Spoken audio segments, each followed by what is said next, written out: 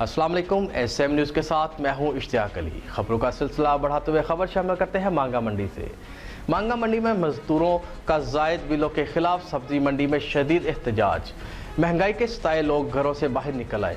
निगरान हुकूमत और लेस्को हुकाम के खिलाफ नारेबाजी। मुजाहिरीन का कहना है इतनी महंगाई के दौर में इतने जायद बिल कहाँ से जमा कराएं। महंगाई इतनी हो गई है कि 2 वक्त घर का चूल्हा चलाना मुश्किल है। झाड़ू लगाकर अपने बच्चों का पेट पालता हूँ। बिजली का बिल इतना ज्यादा आ गया है, मैं कहाँ से बिल अदा करूँ। बिल आया पे मैं की करा, बच्चों ने कितों रोटी लिया के देवां, मैं झाड़ू मारना 10-10 रुपये कमाना की करांगा। मुजाहिरीन का मजीद कहना था कि किराए के घर में रह रहे हैं, घर का किराया दें कि बिजली का बिल। मजदूरों का कहना था कि अब हमारे पास एक ही रास्ता है, वो खुदकुशी का। हमारी माहाना आमदन 20 से 25 हज़ार है, इतना जायद बिल कहाँ से अदा करें।